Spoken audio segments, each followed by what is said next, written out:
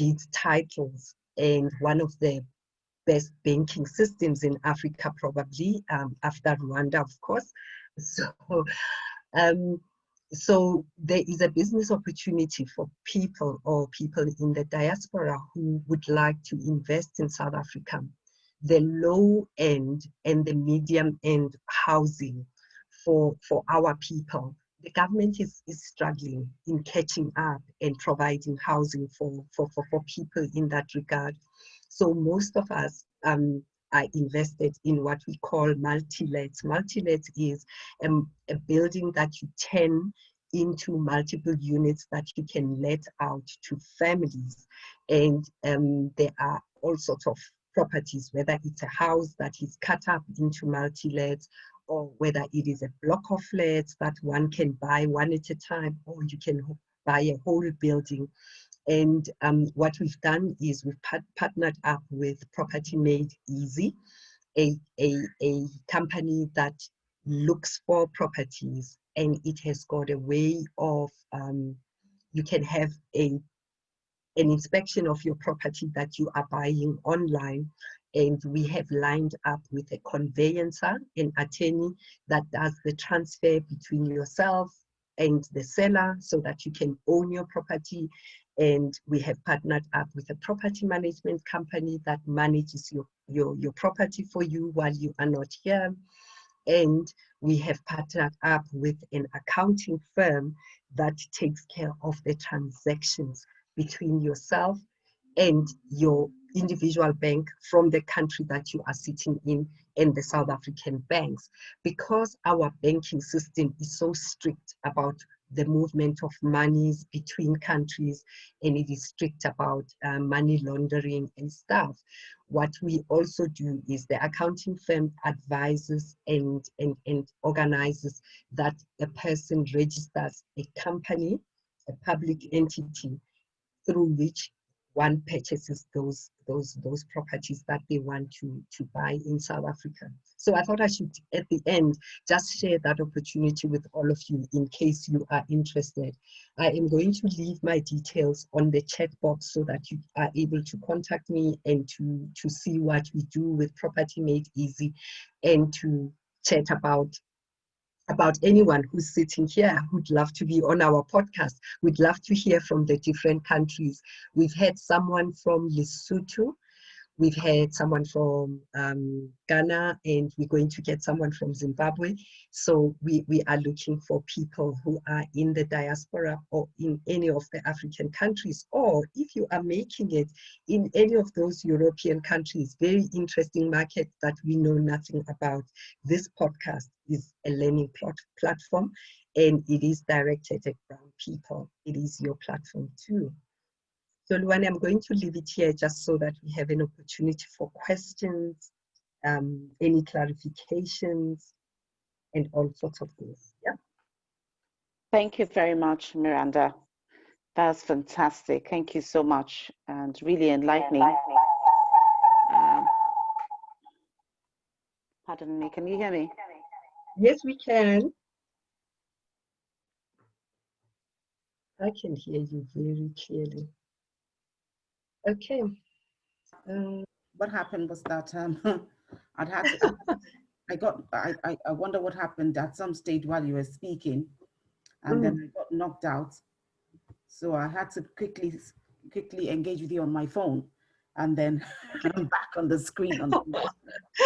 Amanda, I like what you say, that learning from our own, and it's not even, I come from a country that is full of discrimination. But I find that representation really works much better, in the way of motivating my younger nieces and my younger sisters is for me to be doing something that they can identify with, so that they can ask questions. On my mentorship right now, 90% of the individuals are females. I only have 3 males, because as females, we speak to each other in a language that is different from men, and they can tell me about their kids before we start a session. They can tell me about, my husband doesn't see things the same way as me. What do you think about? And there's a sisterly understanding that I find much easier to deal with. And if it excludes men, well and good. You know, there are other property coaches who are male and who speak the testosterone language, right? And I'm very unapologetic about, yes, I am here to motivate and to inspire the Black female first. You know, we've been left behind for a long time. Fantastic. That's fantastic. Thank you very much for that. One of the things that, and this is my own question, one of the things that I find disheartening is that a lot of people they find that they can't really find someone to trust in the African countries. A lot of people in the diaspora, I suppose, would want to invest in property, but they're looking for those who are credible, who are trustworthy, and a lot of people haven't found them. So how do we navigate that? I know that you have everything seems to be well set up, but if someone says, what happens to my money, or what happens to my property, things don't go the way they should be, things go left, what would you say? Absolutely. Yeah, that's a very credible question, Todwane. We luckily have, you know, we are only a year here and we haven't had that. And probably because, one, I have got a professional reputation to take care of, right? And I am on LinkedIn and on all the platforms you can find me, and I'm totally there. Now, the attorneys and accountants in South Africa, we belong to the different councils. And what I have found that has fallen through the gaps, when we've had to change the accounting firm that we dealt with. The person wasn't even being dodgy. He didn't do any dodgy stuff. It's just that he just was not available, right? He would start a process and then disappear on you and then resurface, disappear, and on its own. So we have an agreement amongst the 4 different entities that we work with that when someone disappears on you, that's the last. We are dealing with that. You know, we are dealing with sensitive issues. The second thing that is important, that I think very, very important, is that people must go and check the credibility themselves. When I say I've registered your company, in South Africa, you can go on the CIPS, the CIPC site, to go and find your company yourself, and you can see the PTY Limited and whatever. The attorneys and accountants are like myself. We belong to a professional council, so we would not dare to jeopardize our practices in that way, that we take, and we don't even take people's money, because the transaction between buyer and seller happens via the bank. And when you are outside of South Africa, you register a non-South African bank account, and 2 of the big banks, they register those. The other 2 are a bit difficult. We find that it's very difficult with them. So we've got clients in the Middle East, we've got clients in the Canary Islands, we've got clients that have bought from Europe, because also in terms of exchange rates, you can find an apartment for 200,000, which is like, what, $10,000 in South Africa. So lots of opportunity for people who are sitting in the diaspora. But I want you to be able to check us out with the professional councils that we belong to. And as I say, the accountant, doctor, and attorneys, we do not have an opportunity to be dodgy. Okay, thank you. And I think that brings me to another question. Anybody else has a question here on the platform? Please. Anybody has a question? I want to know how much, I know you'll tell me, you know, it depends on the kind of property you want, but say, you know, starting out, how much are we looking at? Starting out, that's a very that's an interesting question. I said to you, there are 15 strategies of property investment. True. Right? And you know, property is so forgiving. I love it in that the person who has got $1,000 can start a property investment. And then the person who has got $10,000 can also start a property investment. There are no money strategies or very little money strategies. I don't know what you call them in your country, in your respective countries, but we've got things called property stokvels. If you go and listen to Property Magicians, I think it is episode 7, there's a lady that presents on a property stokvel. For instance, someone who's got 2,500 would be less than $1,000, way less than $1,000, can start investing in a property stokvel. So what you are doing is you are contributing to a collective fund that funds a property that you all co-own, or you are funding a property. Somebody is borrowing 50,000 and they want to flip a property. They borrow from you, you start getting returns. For your $500, you get 12 to 15% returns, which is great because, you know, saving in a bank, you will get 4 to 5.5% returns, and you get very, very good returns in a property. You can buy a single flat which has got a 1 bedroom, a bachelor flat, or 2 bedrooms, and buy that at about $11,000. And you start cash flowing from day one, because the person who pays you rent starts paying rent at over $1,000. And there you go, you have started a property journey. It really depends on the strategy that you are following. I just told you now that I only buy into multi-lets. What does it mean? I buy a block of flats which has got 8 doors where 8 families can rent, because in that way, you make your money from day one, from the day you sign the offer to purchase, because 3 or 4 of those stores starts paying your mortgage. The rest of it is for maintenance and for your own pocket. That's where I'm going. And that's how, that is my property strategy. There are people who do different things. You could be sitting in a house, the one right there, and you are sitting in a 6-bedroom house. What are you doing with a 6-bedroom house? When there's just you and your son, let's say, you can house hack. You can house hack. That means all the other 3 bedrooms can be rented out to co-renters, and those people start paying rent to you. So that's what I teach on the mentorship, to say, let's have a look. Where are you? Where are you in terms of your debt? Where are you in terms of property? Do you currently own a property? Maybe we can even borrow money out of that same property, refinance the same property that you have paid up, that you are living in, or your parents left to you, and let's see what we can do. So all of those strategies are covered in all the 53 podcasts that we have so far on our podcast.